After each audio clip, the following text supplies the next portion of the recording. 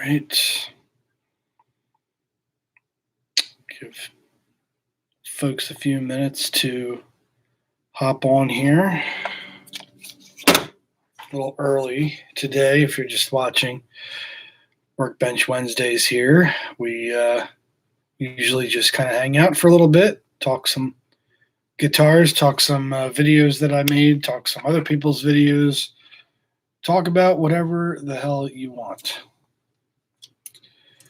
So if this is the first time you're seeing my face, welcome to the Guitar Historian channel. I've gotten quite a few subscribers over the last few days. Sometimes the YouTube algorithm is good to you, and sometimes it is not. So thankfully, over the last few days, the algorithm has been picking me up quite a bit. And, we can talk about the most recent video that I made about the Squier vid and talk about Squier a little bit. I have a bunch of Squier stuff around me. We'll wait until some people get on before I start throwing the news out and everything. All right.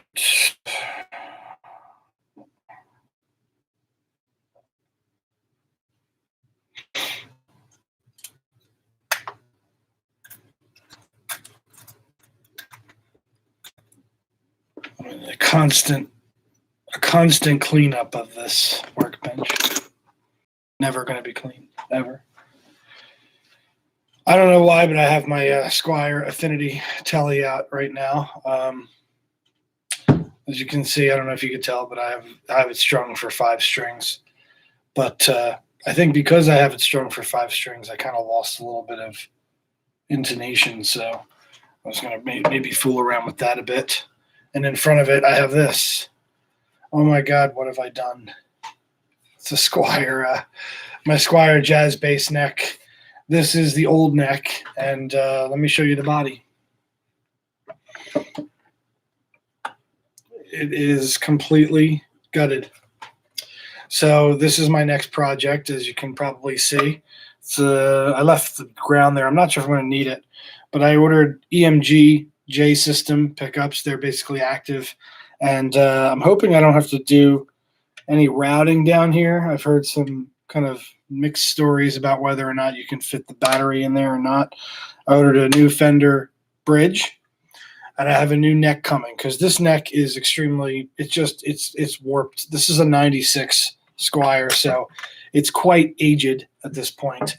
And so I have a new pickguard coming. It's actually going to be like that. So my original pickguard, I thought I had bought a tortoise pickguard for it, but it's more of a red tortoise, and I'm not really feeling it anymore. I want just a regular kind of brown tortoiseshell. So I ordered one, and so over the next couple Workbench Wednesdays, you'll be seeing me work on this. I played, believe it or not, when I was in bands, I played more bass than guitar. So I guess you would call me more of a bass player than anything else. The Affinity, I don't know. I had some crazy, wacky ideas about it recently, and I don't really know if I'm going to be able to make it happen. I think I need some more experience with the soldering gun. I did get a new soldering gun and everything. I actually had to desolder the pickups, the jazz bass pickups, which are now completely torn out. Yeah, so that thing is going to be a completely new bass, basically down to the bare wires. It's completely gutted at this point, so we'll see how that goes. But the big news is, I'm only 22 subscribers away from 20,000. That is, I don't even know what to say, honestly. I just passed 10 in March. In early March, I passed 10,000 subscribers. So in less than 2 months, I've gained another 10 grand. And I mean, damn, like, I don't really know what to say. It's, I still watch other people's channels, and I still think of myself as this rinky-dink kind of ridiculous channel that I'm filming in my basement, and I really don't have good setups, and I don't know, maybe that's part of the charm that I'm keeping it real. But yeah, it's amazing to me that I'm gaining that many people that like what I do. And so it's just a matter of gratitude to you guys. I really don't know how else to put it. It's just it's an amazing ride, and I just plan on continuing it. I never and still to this day never really think about what it would take to become a full-time YouTuber, as they say. I have a full-time job, and the thing with it is the thing about it is yeah, Surf Illustrated said, "Don't speak all at once." Yeah, it's kind of quiet so far, but don't worry. If my regulars show up, it'll liven up a little bit. But anyway, yeah, like doing YouTube, on your own. We talked about this a little bit last week. If you had tuned in, there's a lot of ins and outs to it. I mean, when you have a job, you have a 401k. My job has a stock sharing program and everything. So, for your retirement and obviously being paid and, being all that stuff, it's kind of like it's what you're used to. You live your whole life doing it that way. And then all of a sudden now, all the money that comes in, it's not taxed. You have to put money aside for taxes. You have to basically, do all that. And it's just a completely different lifestyle. And, obviously the amount of money that would need to be coming in would need to be a lot more than what it is now. But I think I like right now where I'm at because I don't want to put too much pressure on myself in that if I do decide to make this like a full-time thing, then it immediately makes it real. It makes not real, but you know what I mean? Like it just makes it like now I have to perform and I have to be basically on point every video and I have to make sure that, I don't do anything to lose subscribers. I basically, the way I'm doing it now is I have a full-time job and I do this as a hobby and I make videos as often as I can. And sometimes, there's a little bit of time in between videos more than I would like. And that's just kind of the way it works out, And I like the fact that I have no real expectations, I guess, from people.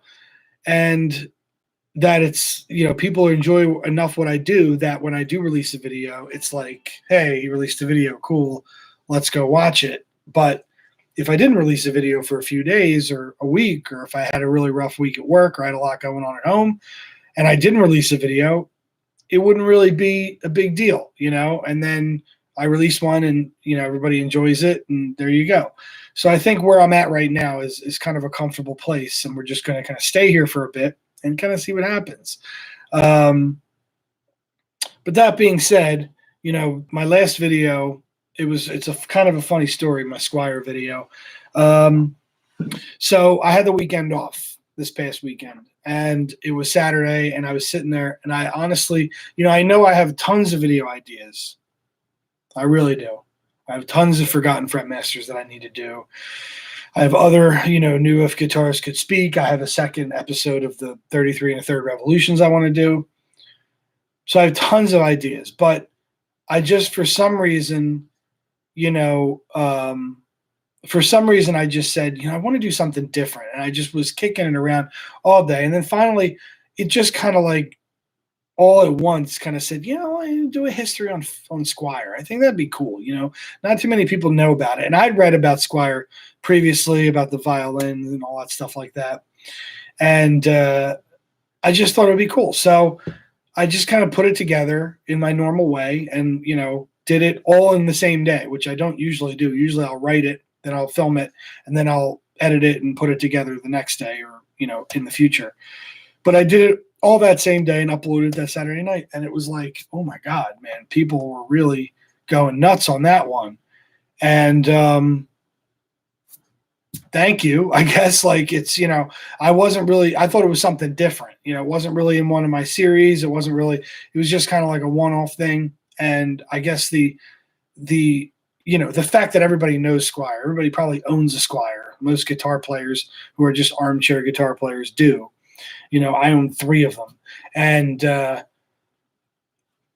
it's, or actually, no, I own 4 Squiers. Yeah, 4 Squiers. I'm sorry. I have the Jazz Bass here. I have the Affinity Telly. I have the Esquire in there. And I have the Telecaster Deluxe. So I own a lot of Squiers, and so I just figured everybody seems to like them. They have great guitars these days. Let's do a video on them, and it just seemed to hit a chord and strike a chord with people, which is what you're looking for on YouTube. And so I think I don't know how many reviews we're at now on it. Probably close to 40. Right? Are we over 40 yet? Let's see. Yeah, 39. Well, we're like 200 shy of 40, so we'll definitely past 40. So it was just one of those things that kismet. It worked out, and it just I mean it's the subscriber count that really shocks me, because when I think about, like, I had to go back and find out, like, when did I post the thing about reaching 10,000 subscribers, because I shared it on Facebook. And most people that I know in my family and friends, and like most people that you talk to, don't give a damn about guitars. So it's like I try to tell them what I do, and they're very excited about the fact that my YouTube channel is doing well. That they're excited about. But then when it comes to, like, what I do, guitars.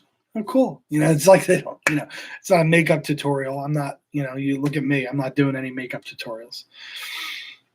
All the best from Canada. Yes, sir. I think I've only been to Canada once. I was up there. We went to Niagara Falls for our 5th anniversary. It's beautiful up there. But funny story from there. There was a diner near Niagara Falls called the Blue Line Diner that we went to. And, I have this joke that I always tell my wife, whenever we go somewhere, we always have to find the breakfast spot. And that comes from my dad. My dad always used to say, we have to find the good breakfast spot wherever we go on vacation, because you always want to have breakfast, right? So, and then we just hammer it every day. Like, even when we went to Sandals, there was this one place that had like a good breakfast buffet, and we just hammered it every day. Oh, there's other places back to the buffet.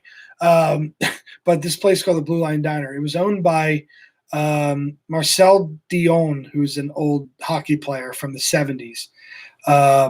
He played at the same thing as like the Flyers, Broad Street Bullies era and everything. He had this whole, like, if you go into the diner, then there's like this other building that's on the side of it that sells all this hockey memorabilia. And they had all this like Bernie Perron stuff and everything. And I met Marcel. I was telling him about how I met Bernie like recently. I had just met him through my work. We had a book signing at my store, and he came and he signed my jersey, and I had the jersey all remade to the Perron jersey and everything. If you don't know who these people are, they're old hockey players from back in the day when the Flyers won the Stanley Cups and stuff. But Marcel Dion, his nickname was the Little Beaver. He's a very good player too, and it was just a nice time. So Canada, I want to go back. Someday visit Oak Island. I'm very big on Oak Island. I love that series if you're into that.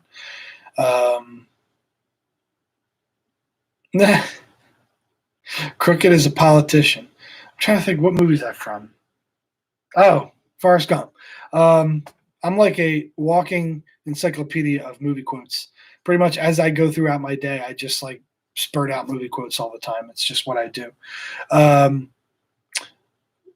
The neck is crooked. Well, I wonder why the neck is crooked. I mean, actually, I shouldn't say that, because I mean, this one, like I said, this is a 96, and it was really I kept on trying to get the neck to kind of go back, and it would just keep going back to a very bowed kind of look to it. It looks straight now it looks beautiful now, but yeah, I just couldn't seem to get it going.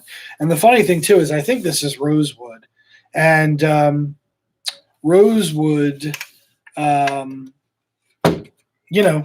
not making stuff out of rosewood anymore. And rosewood was everywhere in the 90s, and now you can't get it. You can't get a damn thing with rosewood.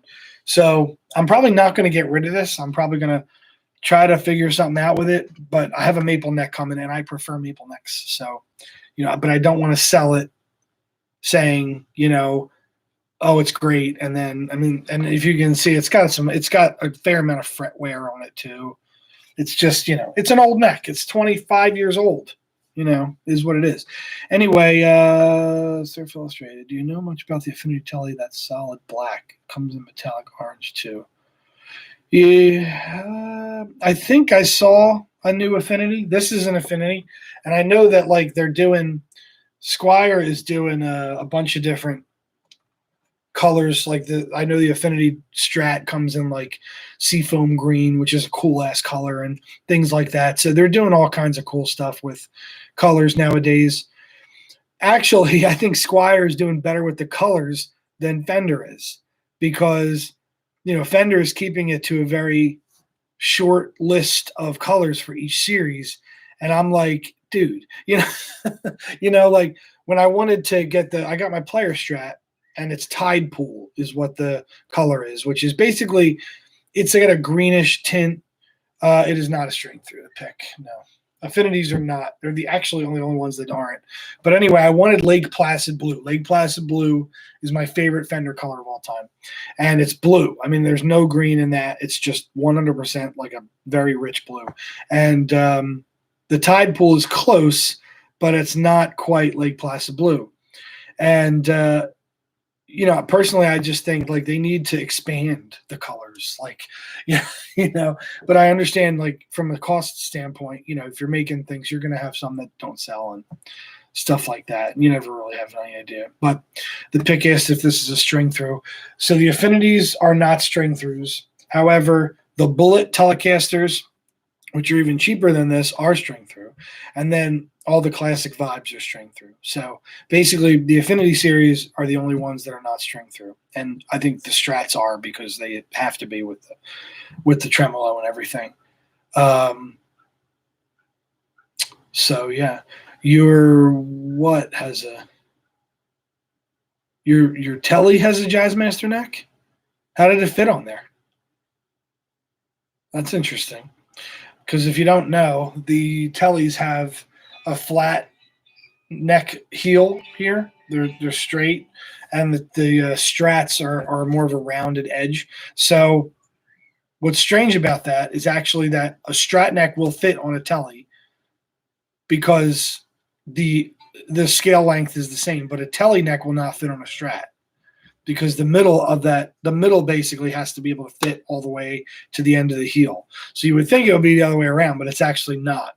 So I learned that the hard way. Meteora. I've seen, the Meteora is cool. I was actually trying to make this push to get the Jag Stang back, which I don't know. People are kind of like back and forth on it. I'm cracking a beer because I got the next 2 days off. So crack them if you got it. I'll go back to my beer review days on YouTube. This is the Victory No Brainer IPA. It is 6.8 alcohol by volume. Victory is a close by. They're in Downingtown, PA. It's about an hour outside of Philly. Great stuff.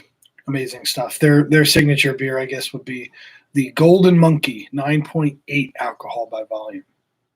Yeah. But anyway, I kind of downloaded this fun thing on this phone. I don't know if it's actually going to work. So it's a subscriber counter, but it only updates every 100 subscribers. So once I got to the 20,000, it would update. But my YouTube Studio app will give me a much more accurate thing. So we're up to 19,979. So go call 21 of your friends and tell them to subscribe to me so we can get to 20,000 while I'm on the live stream. That would be great. Yeah, that's not pushing for subs, is it? No, not at all. What else? I think I might have mentioned the Ian Stewart video last week, but I've actually uploaded it. I don't know if you guys saw that. The Ian Stewart, I think I talked about it a little bit last week. I think that was my main talking point. I can't remember exactly what day I uploaded it, but those are my last 2 videos. Everybody's probably wondering when the next Forgotten Fretmasters is going to be coming out. I'm wondering that myself. No, just kidding. I have 2 scripts written, but I'm just trying to figure out which one I want to do. So maybe you guys can help me out with that. So I just did Tommy Bolin was the last subject. And thank you about the Robin Trower video. I'm actually hopefully going to see him later this year. He's playing about 2 hours outside of Philly So I'm trying to angle in tickets on that. And I just bought his first album on vinyl, the original pressing, and I was hoping to get him to sign it that night. So we'll see if I can get that, make that happen. But so I was trying to upswing a little bit and do somebody who was still living, and somebody who's had a little bit less of a crazy thing. So I'm between doing Robbie Krieger or doing Bill Nelson. Both of them are still living. And the Bill Nelson one I've been kicking around for a while, but I actually haven't started working on it yet. So I'm actively working on Robbie Krieger. I'm actively done Pete Ham and Badfinger. So that's going to be one that's going to come in there somewhere, but I want to do a couple more in between, because having like Bolin and then doing what did I just say? God, I'm getting old, man. I'm getting old. Doing Pete Ham, which is like, if you don't know the Badfinger story, they all kind of committed suicide in a nutshell. It's a very sad story. But yeah, I did already do Rory. That is correct. Episode 1 was Mick Ronson. Episode 2 was Robin Trower. I did Mike Bloomfield 3rd. I did Rory 4th, and then Steve Hackett 5th, and just did Tommy Bolin. So yeah, I feel like it's a pretty good list already, like kind of a very varied group of guitarists. I want to keep it varied. I don't want to do too many in the same genre, So like Bill Nelson is like kind of somebody who's very much, I won't say he's like Mick Ronson, but he's in, that Bebop Deluxe was in that 70s kind of. They were weird, man. Bebop Deluxe is an extremely hard band to pin down because they're very good musically, but it's like the glam rock stuff. They were more new age, honestly, before new age was new age, if that makes sense. Like, I feel like Bebop Deluxe was way ahead of their time. So I'm very much looking forward to doing Bill Nelson at some point. Probably going to be, I would say Robbie next, and then Bill Nelson will be after that. And I think that'll be a good 7 and 8, and then we'll do Pete Ham as 9. And then I already have it penciled in. Episode 10 is going to be Alvin Lee. So that's the list. I think I just made it up right now. So Robbie Krieger, Bill Nelson, Pete Ham and Badfinger, Alvin Lee. So there you go. I have a list that just keeps on being added to and added to. I can pretty much do these episodes for a million years, and never really get tired of it, because every time especially when people throw guitarists at me that I maybe have not really looked into very much, I'm able to discover so much new music and discover so much stuff that I didn't know before I did it. And it's been such a fun ride to like look into all these folks past and, just kind of like find out what makes them tick. And that's kind of what I do. I can't, as I've said a million times, I don't want to use their music right now because of all the copyright crap that's going on with YouTube. It's just a mess right now. I was messaged by somebody recently who had a channel, music channel, and he watched my video that I'd made about the copyrighted material. And he told me basically his channel was deleted. Like and exactly what I said was going to happen happened to him. So he had one video that got flagged and it got taken down. And then what happened was the record company started looking at all of his videos. He had other ones, 1, 2, 3 strikes. He was out. And he tried to get it back. He tried to do the appeals process, and it didn't work out for him because he had other videos that had music too, and they were monetized, and he was doing all that stuff. I can choose to put them up without music, but I wouldn't be able to monetize them, and then I would basically be doing everything for free. Now, to some people, that might seem like it's great, but on the other hand, I mean, I do put a lot of work into it, so I do like to see some return on investment. But I think at some point, if I ever had a situation where I had people sponsoring me or something like that, and I can afford to kind of do some videos, or I was thinking about one thing, because I do, if I could do it quickly and simply, I was thinking about doing like a companion video, where I ripped some videos from YouTube and like put together like a collage of some of the things that I talked about, And then so basically you'd have the Forgotten Fretmasters video that you would watch as itself, and then you can go right after that into a video that was like 3 or 4 minutes long of just their playing their songs and things like that, and it wouldn't be monetized. But obviously it would have to be, something that I could do relatively quickly. I'm in the process of upgrading a lot of stuff right now. I'm like talking to you on a Mac that's almost 10 years old. But I have a webcam and I have a microphone, so it looks real nice on that end. But if I switched over to my webcam that's built into this, it's really bad. But I was thinking about upgrading to the new iPad. But the problem is I don't have any like experience in editing on iPad at all. So like the iMovie on iPad is not like iMovie on the Mac. So it's a very different situation. But I do want to upgrade soon, and I want to get things a little bit more professional looking. Have some things that are a little bit, like maybe little breaks where I have like establishing shots, stuff to make it a little bit more filmy. I said this pretty much every week. I actually went to school for film, so it's kind of like I know. Look. Surf Illustrated said Apple is way overrated. Everybody has their thing. I know. I don't even want to get into it because I've like tried for years to like I've tried other things just to see. And for me, Apple just works. It just every time I turn it on, every time I open it up, it works. Every time I use an app, it does exactly what I expect it to do, and I'm just used to it. And that's just I'm not going to try to talk people out of it. But to me, I mean, their stuff's powerful and it does work. And, from the standpoint of video editing, I don't know if it's the best. It probably isn't. Probably is not. But I've had too many issues with Windows over the years with like computers dying and crashing and viruses and all that stuff. And I've been firmly in the Apple ecosystem for, God, I don't know, 10 years now. So it is what it is. Let's check the subscriber count, shall we? 980. Exactly. It's like I'm probably going to do a video on Epiphone because I did one on Squier. So now you got to do one on Epiphone, right?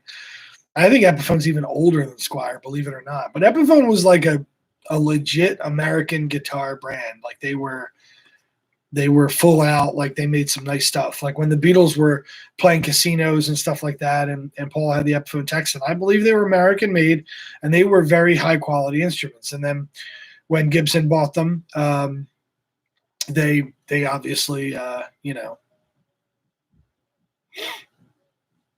Mark May on the Agitators. I don't think I've ever heard of them, Ruben, but I'll put them on the list.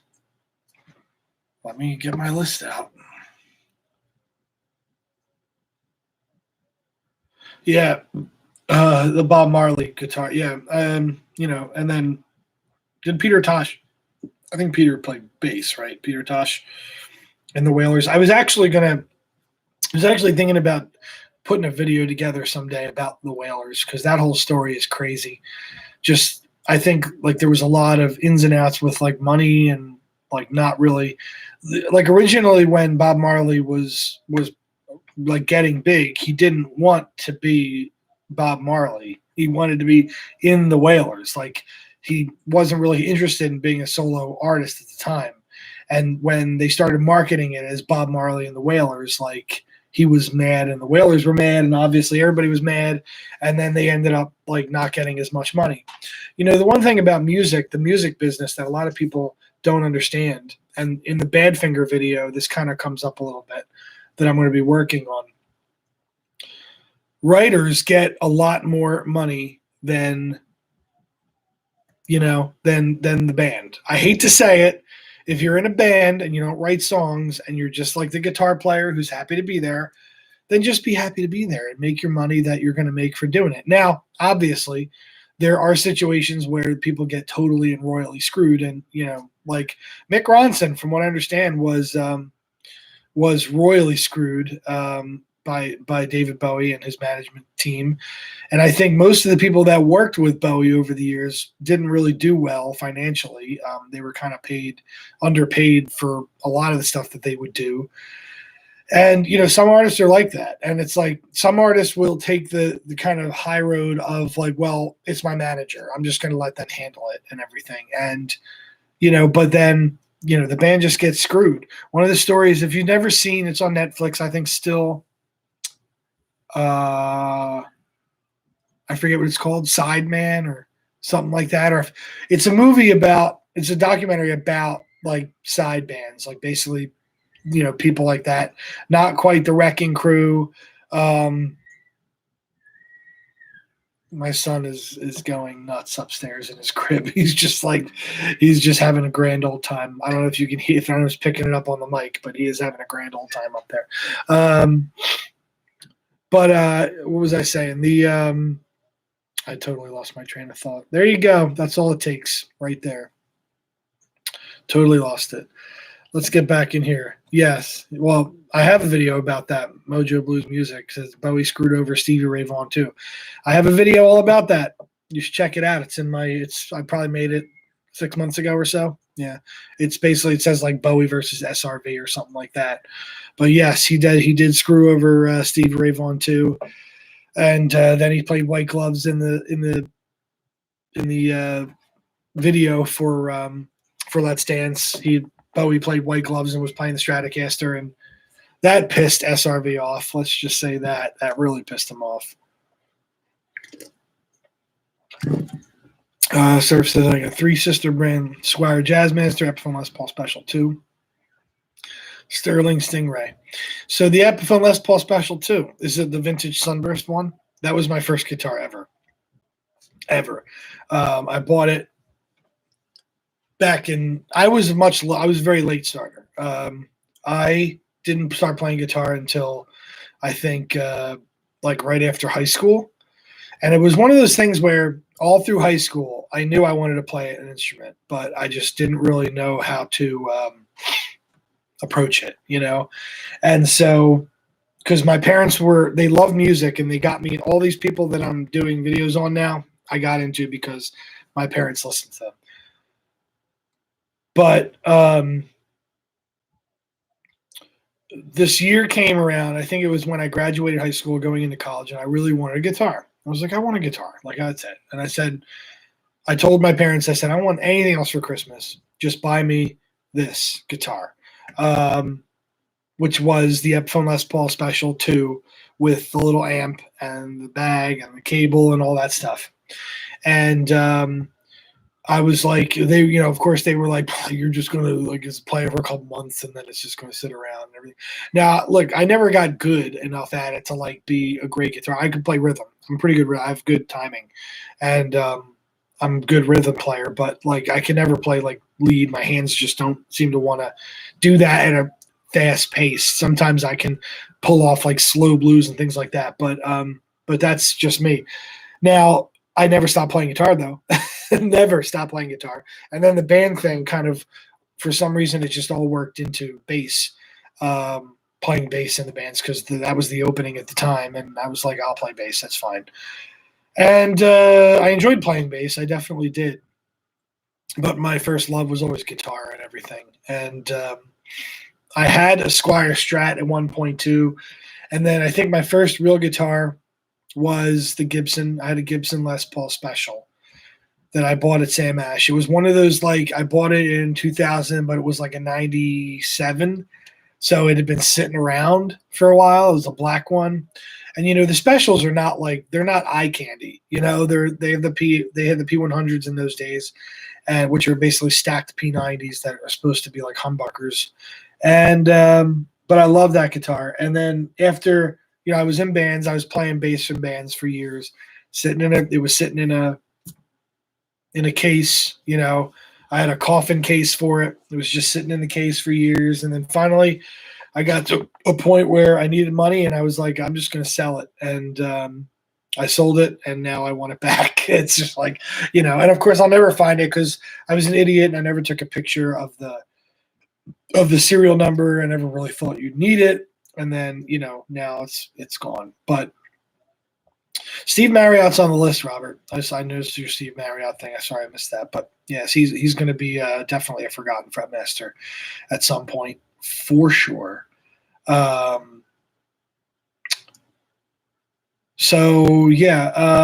else have I owned? I mean, I've owned so much gear over the years. It's like I don't even know what happened to it. It's like I wonder what happened to that. I think my best bass that I owned was like not even an expensive one. It was one of those Ibanez's that were right around $300. It was like blue metallic, and it had a PJ kind of setup. And that was like I played that bass for years. I just hammered the hell out of it. And then I think I got a Fender PJ Special, it was called. They made them back in the mid 2000s. It was one of those ones with like the precision pickup and the jazz pickup, and it had like the best of both worlds set up. It had like a precision body, which is slimmer, and a jazz neck, and it just was like all mashed up. I do play an acoustic. My acoustic currently is an Epiphone Dove. It's a black one. They sell them now. I actually saw a white one for sale. They have like special ones out, but it's like the back of it has like the Epiphone custom shop or custom whatever. I don't know what it is.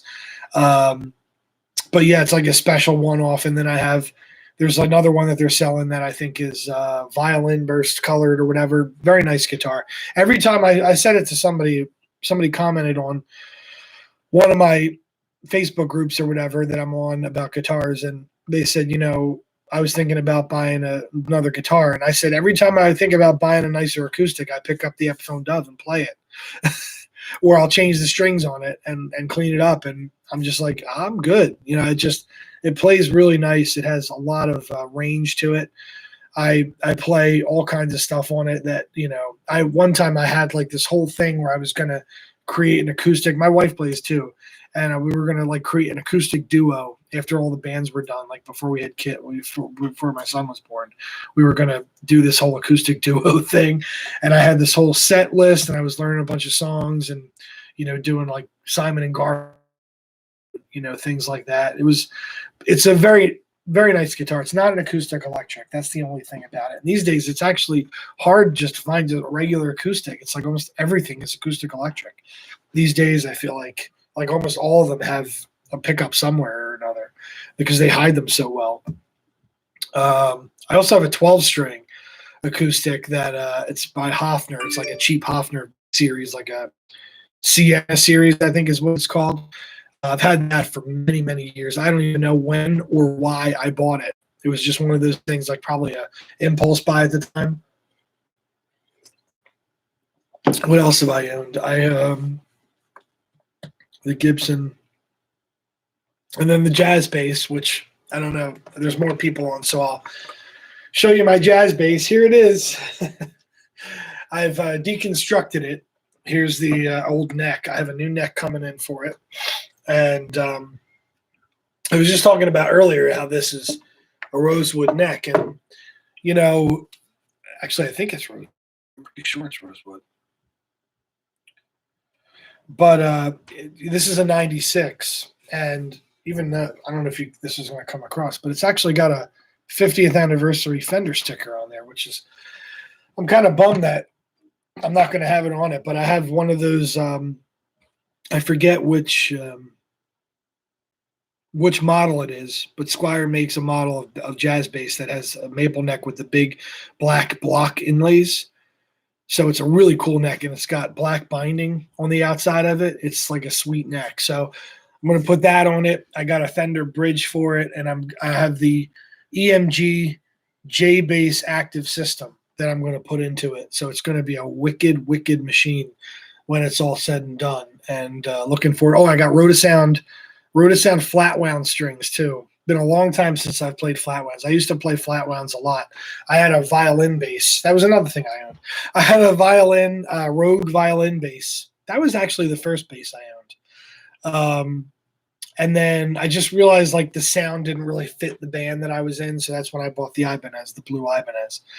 And the Geddy Lee does have those blocks, but that's the I think the Squier one is like a classic vibe 70s or whatever. I forget which one it is.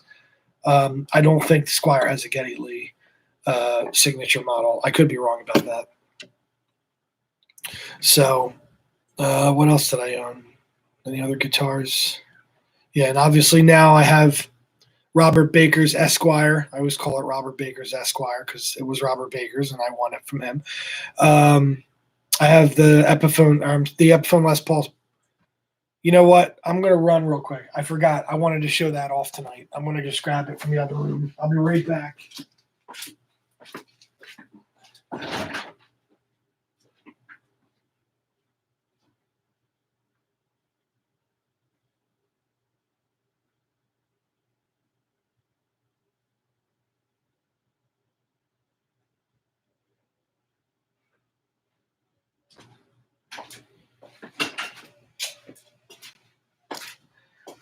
That was quick enough, right? All right. So some of you may remember the Epiphone that really started this whole channel. It really did, because when I got this guitar, basically my wife bought it for me at Christmas of 2019. It kind of inspired me to start another guitar channel and to kind of like do that. So I have been upgrading this guitar over the course of the last year, and I'll kind of start at the top and work my way down. So it's finally done for the most part. So I have Steinberger gearless tuners on the top, and I do have a video about these.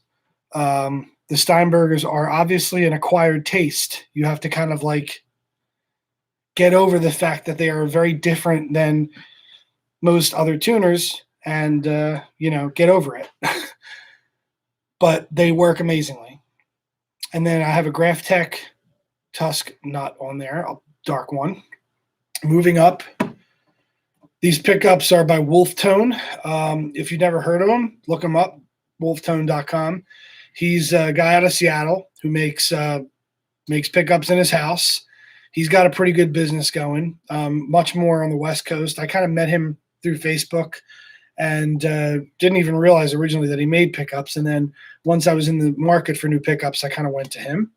And this is called the Dr. Vintage. It's kind of like his version of the PAF, and this is called the Marshall Head, which is more like his, I guess you would say, his version of the T-top pickup from the 70s, so like the next generation, a hotter pickup, a little bit more, giddy up in it. I guess more of a la Jimmy Page kind of 70s sound, that kind of thing. So those are new pickups in there. And then I have black knobs, and I blacked the bridge out. So now it's basically all blacked out. It's just black and gold, like a black gold top. And I freaking love it. Now, I don't know why I'm showing you this, because you probably wouldn't even notice, but the only thing I didn't take out were these silver bushings that kind of go into the guitar. I really had, I didn't want to start ripping them out and like messing up the finish. So I just put the new bridge on into those, because they fit. It's the same, size and everything. But I thought it came out really nice, like just the black and gold. And then, I got kind of the strap to match. it kind of all pops. And I set it up real nice and everything. It's really nice playing now. It doesn't really have any fret buzz or anything like that. I don't know what your guys' thoughts on the Pal Ferro is. Pal Ferro, yes, they are. They do have the push-pull on both of them. So the new pickups, so basically it was a little bit of a hassle, because Epiphone has the quick connect system now that you can buy another set of Epiphones and just plug them in. Now, that sounds great, but if you're trying to put in aftermarket pickups, things that normally have to be soldered in, there's a different thing. So there's another company on Reverb called Squier Engineering. If you want to write it down, it's SCRINIA Engineering. They sell these little adapters that basically, you have to kind of like manually split the wires and then feed them through. And I had it's somewhere over here. I'm not even going to look for it now, but it came with.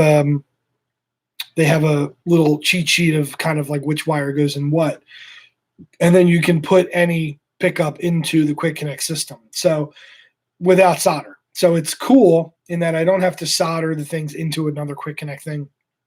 I actually could just go from one thing to the other. And this way I can still go back. Like I have my Epiphone pickups over here. I can always go back, or I can, put another set of pickups in there and stuff like that. So it does kind of give you, it gives you a nice range of tones. But that's the one thing I always like to have a lot of ranges of tones with my guitar. Is the reason why I went with the HSS Strat, because I like to have the humbucker when I need it. Even though, I wanted a Strat that sounded like a Strat too. And it does, because with the HSS Strats in the fourth position, it actually splits the humbucker and you get the middle and that just the top coil of the humbucker and the HSS Strat. Both are splittable. So you can dial in all kinds of different tones. Generally speaking, the Dr. Vintage is my favorite. The one in the neck just has a beautiful sound. It's very, I don't know how, I can't really make it loud because my son's right above me and he'll hear if I start cranking this up, but I can probably turn it on a little bit and you can get kind of an idea what I'm talking about. This amp also, that buzzing is not the guitar. This amp has been, see, I have a Black Star amp that's literally, I would say, 6 months old. And for some reason, it's been very sketchy.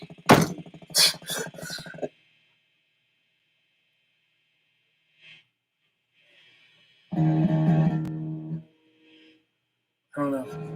I'm not in tune, but I have a tuner.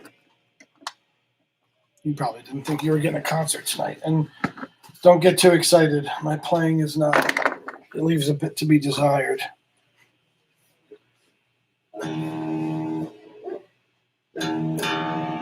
But you can see me tune.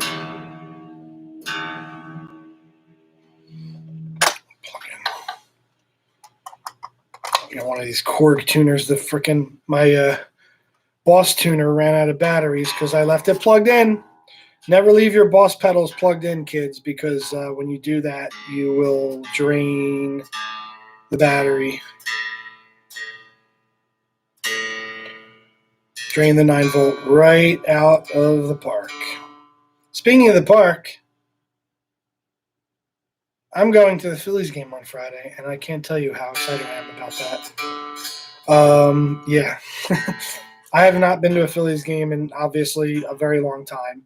They weren't allowing fans in at all last year, and now they're only allowing pods. You have to buy like a certain number of seats. And my wife was able to snag a 2-pod, and yeah. Curvin, you saw that, buddy? You saw my bang? That works with everything else. Why shouldn't it work with amps? It's a cheap ass solid state. I think I got it. I got this on a stupid deal of the day, but it wasn't really what I was expecting. It has a nice delay on it, but that's all it has. And I thought it had like more. I thought it had more on board. Look, it's fuzzing out, and nothing's even. I don't have anything plugged in, and it's over here making all kinds of noise. Like, are you serious? Are you serious? Yeah, this is not going to go well, man. What? That's even with the gain all the way down. No. There can't be. It's ridiculous. Okay.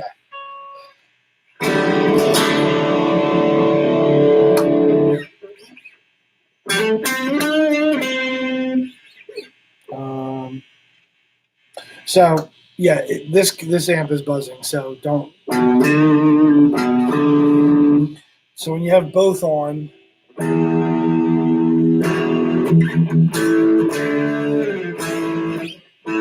These are like brand new strings too, so they're gonna be a little wishy-washy at first. I just always that G string. This amp is pissing me off. Oh my God.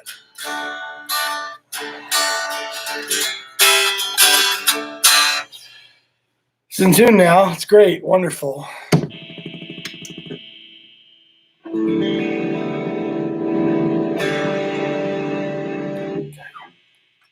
So like with the push pulls, you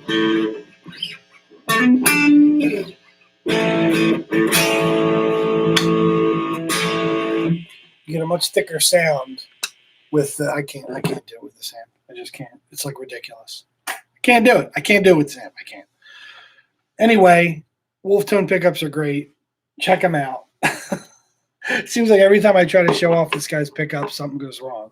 But anyway, he makes very good stuff. And I'm actually thinking about doing a special order with him because he will do, pretty much anything if he's got like the bobbins and stocking and everything. What I want to do with the Squier is put in something with a lot more fatness. I want like a P90 in the Squier, so I want it to be more like a Les Paul Jr. And he might be able to make something that will fit in there. I don't know if the food is very good in Philly, I will say, as you can see. The food and the beer, I don't know Detroit. I've never been up there, so I really don't, I'm not sure. Every major city kind of has their thing. I feel like Philly has several things. We have the cheesesteak, as we say, and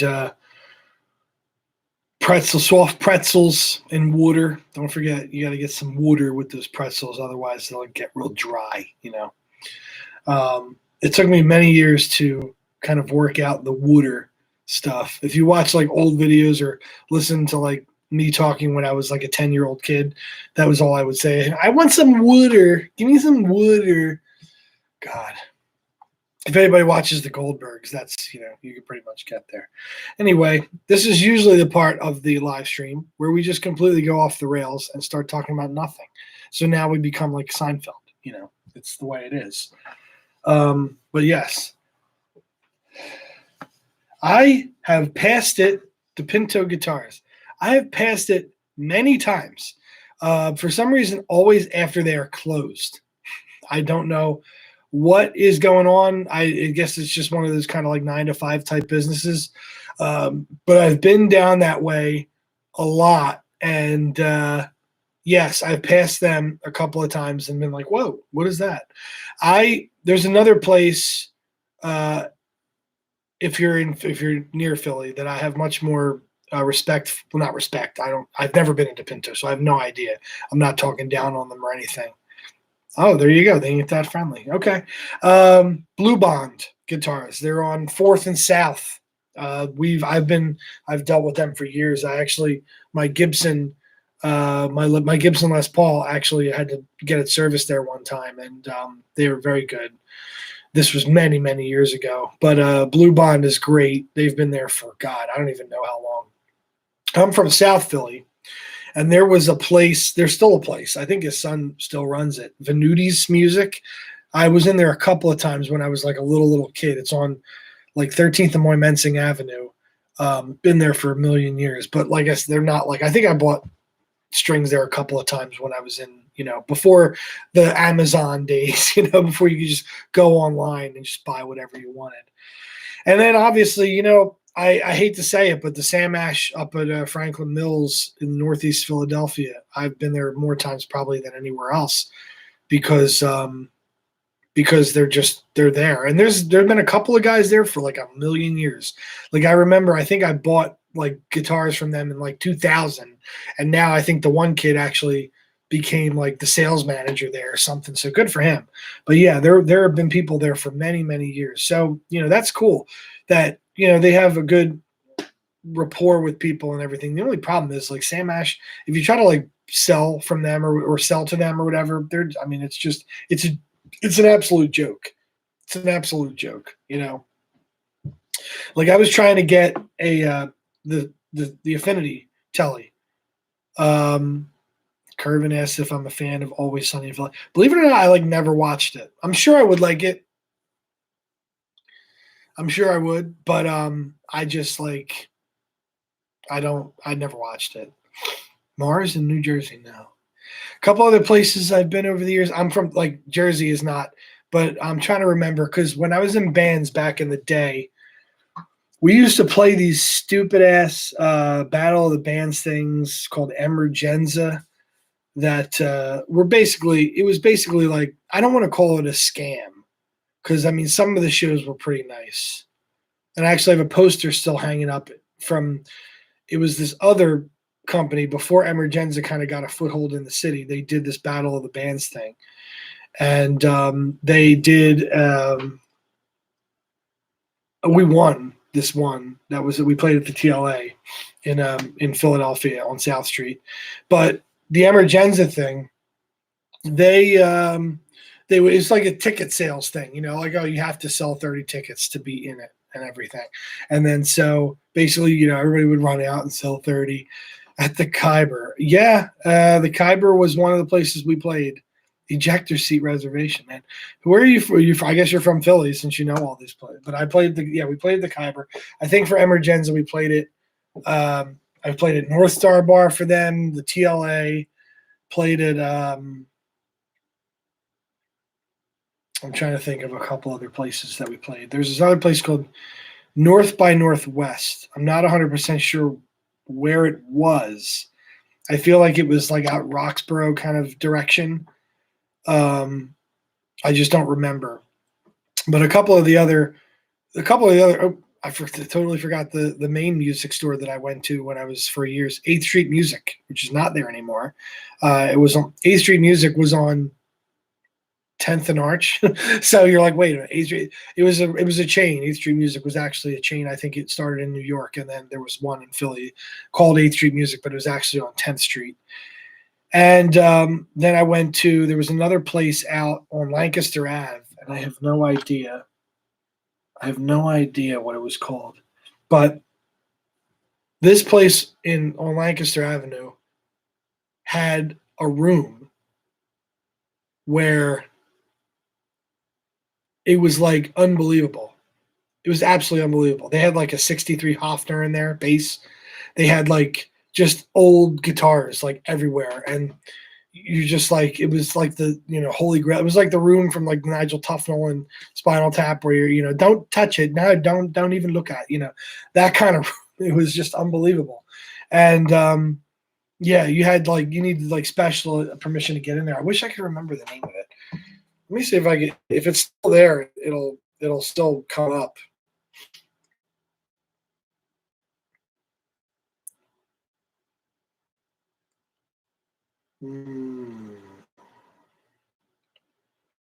That's not it. Rick Emery's Mainline Music. I'm pretty sure that was it. And Mainline Music, that was the place where all the for Emergenza would happen. So, we played a bunch of places for fun. It was definitely fun. But yeah. Oh, Skinny Carlos from down under from Australia. You gotta love the internet, man. How are you doing in Australia? I hear you guys pretty much eradicated the virus. Good for you. Good for you. Yeah, I was looking at videos of everybody, having fun outside. I'm fully vaccinated now. And, yesterday the president just said the CDC updated their things about, people who are fully vaccinated don't have to wear a mask outside. So, I was walking to work and I'm like, yes, I can take the mask off. And then I walk outside and there's 20 people out on the street and every single one of them is wearing a mask. And I'm like, oh, it's I don't want to look like that guy, who's just kind of strutting around with no mask. But yeah, I mean, I'm fully vaccinated, so I have no problem walking around with no mask anymore because that's what they say. It's okay.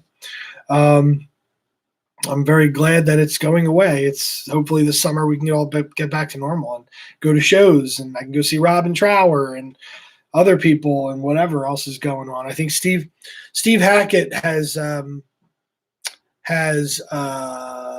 dates out in 2022. I think he's going to be playing in Australia this year.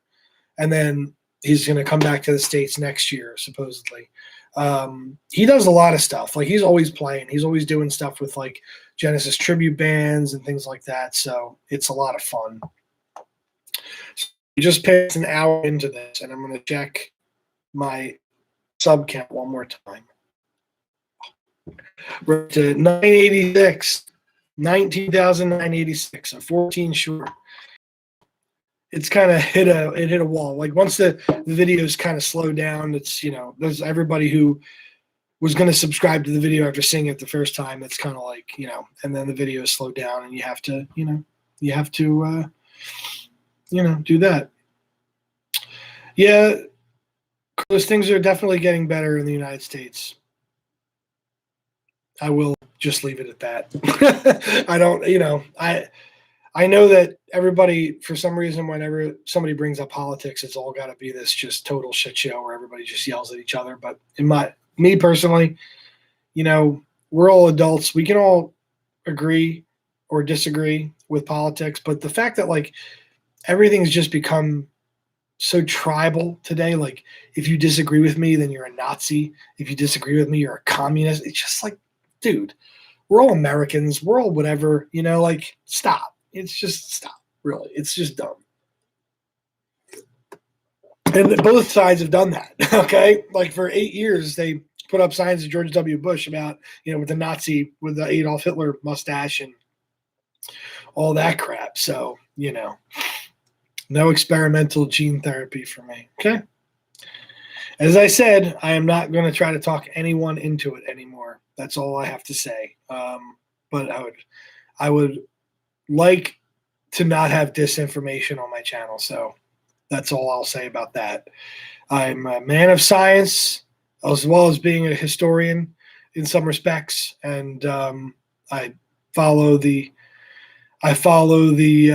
science wherever I can. And I believe that people that have done that job as a scientist or a doctor for, 40 years, I'm going to trust them. It's just the way I feel. That's all I'll say about that. The I don't know if you're talking about the supersonics. Are you talking about those new the Strat things or whatever? That's a very good point. Carlos says, as soon as you call someone a Nazi, I think that you've lost the argument. Yeah.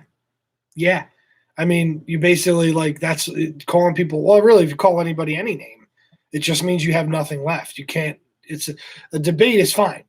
I love the fact that there's debates and, like, we can debate things and we can just have a talk, a chat, and you can disagree with some points and I can disagree with some points, and then we're going to agree with some points, because that's just the way human beings work.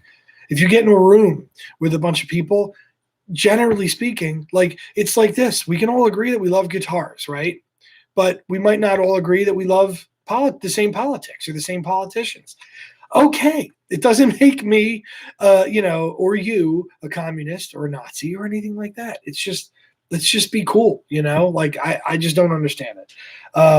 It's like that everywhere, Robert. Like, it's very tribal right now, and the fact that we can't get together as a country and say we're all Americans at the end of the day. Like, we were all born here, so we're Americans. So, like, we have to figure it out together, not just, as this two halves of the country fighting each other.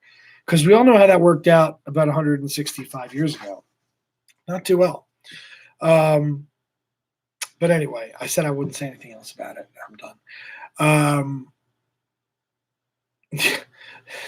Using pedals. YBA says he's had people shame him for using pedals. Today's, like, guitar players are so hipster to me. It seems like it's literally become a hipster community. In that a lot of the young guitarists are trying to be as minimal as possible. One of the things about I love the channel 5 Watt World, but it's like, old heads don't hate. Are you kidding me? No way. Really? I don't know. I feel like because most of the guitarists that older guitarists grew up with embraced pedals. I mean, Eric Clapton, Jimi Hendrix, Keith Richards, like they were all using pedals. So it's kind of like, I guess, there's the purists and then there's like the hipsters that are like, I saw a meme the other day. Somebody shared it. It said like guitarists, 30 years ago, and it said, I knew 100 watts wouldn't be enough. And then it says guitarists today, I knew 15 watts was too much, and it's like everybody wants the little 10-watt tube amp that, just sounds really good. And I think I kind of know why. It's because, well, obviously right now there's no shows, right? And plus, it sounds so much better when you just mic something up and go through the PA. So I think everybody's starting to figure that out. And especially when you're recording, you don't want something that's going to clip the mic. So you want an amp that's nice and warm and small, and something that's not going to blow your microphones out. And I think that's honestly why we've gotten to that point where, everybody's all about like the, more classic tone that people were getting way back in the day. Link Ray, when he was playing Rumble, how did he get his distortion? He like jabbed holes in the speaker cone to make it vibrate. Those are the kinds of things that, we did. But there are several pedals that I have in my collection that I will never get rid of. Like I have a round 99 Big Muff, like a real Russian Electro Harmonics Big Muff that I absolutely love. And then I have the Tube Screamer, and I have a Zakk Wylde Wah pedal, and I have, but things like, they're just, when you need them, you want them, I don't very much use pedals very often, especially when I'm just noodling around. But because I have a Vox, I don't know what the number is, but it's a little, I think it's a little 20-watt practice amp, and it's got all these onboard effects. So I don't really need to, go too crazy with that or with the pedals, because a lot of it's already on board. But yeah, it's like, I think that's really what's happened over the last 5 years or so, is people have just been getting much more back to basics. And plus, like, there's so many good onboard apps that you can download for your computer that have all these amp modelers and stuff. And like, amps aren't even really being used anymore. I watched a video with the girl from, I forget her name. She was in Alice Cooper's band. Lita Strauss, right? Is that her name? I think that's her name. She doesn't even use an amp. She has no amp. She has a big Boss like thing on the ground that she's got all her modelers set up in there and all her tones, and that she goes through the PA. She doesn't use an amp, because amps, technically speaking, it's just another link in the signal chain. If you can get rid of that, you can get a much more controlled sound out of something that you can sit there and fiddle with, and then you go on stage and it just works. It sounds exactly the way it's supposed to. But with amps, you got to mic it right. You have the mic right on the thing where it's supposed to be. And, you can end up not really, having the sound that you want to get. So I kind of understand the back to basics music movement, and what I was saying about 5-watt world. His tagline is helping you get the most music from the least gear. That's a new, that's a new thing these days. It's like, yeah. YBA said he had one of the Green Russians. Yeah, those things are like, I could probably sell it for a few $100 now. Like they're pretty legit. I'm working on, I want to get a treble booster and do a video on that. I don't know if you guys realize or know what that is, but there's the real Dallas Rangemaster treble boosters that were used by like Rory Gallagher and Brian May, and even I've heard that maybe Clapton might have used some kind of treble booster on the Beano album. The treble boosters are really expensive, like those original Dallas Rangemasters, but they actually make a clone of it that works supposedly just as well. And they're like $300. So I'm thinking about maybe picking up one of those, or like a smaller pedal, which is even cheaper. For some reason, they're all really expensive. They're like, I think the cheapest one I could find, a treble booster, was like $180 or something. I'm like, just, I mean, if the video ends up paying for itself, then great. But the problem is I don't play well. So it's like, I'm trying to show this off, and yeah, but that was, the treble booster was kind of like the hidden figure of the 60s and early 70s, because the old amps, when you push them, would tend to get very kind of like bassy and woofy. So you needed something to cut out a lot of the bass that was coming through the signal. So when you listen to somebody like Rory Gallagher play, you can hear there's a lot of treble attack in what he's doing. There's tons of it. And so that's kind of why I want to do a video on it, because it's like one of those pedals that people don't often think about. And you don't really need them anymore because most of the amps today, they have onboard distortion. So it's like it's already built in. Back in the day when they were distorting amps the natural way, they needed something to kind of add treble to their signal. Nowadays, you don't really need it because you can have it on a low volume and have it fully distorted, you know? So, yeah. But next week's should be pretty fun. I definitely, I think I'm definitely going to be doing Wednesday next week, but we're going to be working on this a little bit at least. I think my pickups are actually the thing that's being held up. I think they weren't immediately available, so I have to wait until like May 14th or something. But at the very least, I can put the neck on. I can put the new bridge on. I can start like kind of maybe put the new pickguard on, but I have to put the pickups in before I do that. At least I can show it off. But yeah, so that's kind of what's been going on the workbench. And like I said, the Robbie Krieger video will be the next one. I have 2 days off. So I would say Friday night, you can probably expect a Robbie Krieger video if I can film it tomorrow night and then edit it tomorrow or edit on Friday before I go to the Phillies game. Then I'll try to have it uploaded and kind of go live at 7 kind of thing. And that'll be the next Forgotten Fretmasters. So that'll be my next video that I'm going to drop. And then after that, we'll see what happens. So hopefully you guys enjoy that. And thanks for checking in. It was a nice, lively one. I had a couple of hometown friends. And let me see if there's anything I didn't really. Skinny Carlos says, what's on my pedal board? I kind of covered that a little bit, but Ed says, we're all brothers and sisters. We're all human beings, Ed.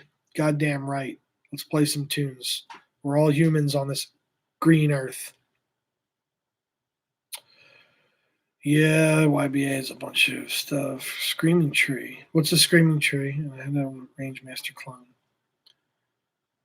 $100. You're going to have to send that to me. Comment on one of my videos, the Rory Gallagher one. Yeah, Friday night. That's what I'm hoping. I'll try to get that done for you. I might even start writing it right now, but it's kind of halfway written, so I just got to finish it up and everything. You know, some of the Forgotten Fretmasters videos I make are pretty long. They're like 20 minutes or so. But I don't think Robbie's going to be that long, honestly, because, you know, most of his career that most people know and want to know about was the Doors. And then, you know, after the fact, he did a lot of jazz fusion and stuff like that, which we'll obviously mention. But he also is another one of those guitar players who he just didn't really have too many scandals in his life. You know, it's just there's not really anything there from the standpoint of drama. So, you know, that I actually love those kind of guitarists between you and me, even though, you know, doing a video on Tommy Bolin is going to get views. It's like one of those kind of car wreck type things, I guess. You know, you can't get enough of watching this guy who kind of, you know, like killed himself, or not in some respects did, you know, and it's hard to just kind of wrap your head around stuff like that. And you kind of have that mentality when you're watching it. But some people, like the Robin Trower video, I think was like 13 minutes. And that was because he's, you know, you put all his stuff out there, but then there's no drama. And I actually had a thing. He didn't have any drama. I don't, you know, like he was married to the same woman for 30 years. He, you know, didn't do drugs, didn't drink himself to death. It's, you know, great. It's good to see. I love working man type guitarists, people that just lunch pail, hard hat, go to work. You know, they've been doing that for their whole lives. I love that. 20 minutes is a lot of editing. Well, I give you very quick, before I log off, a little very quick kind of insight into how I make my videos. So I have a teleprompter, and the teleprompter has really kind of upped the channel to a very, very big heights, because now I can look directly at the camera and I can kind of directly speak to people instead of doing just voiceovers, which is what I did on a lot of my old videos. So if you go back to some of my early If Guitars Could Speak videos, you'll see me kind of interspersed here and there, but for the most part, it's all voiceover stuff.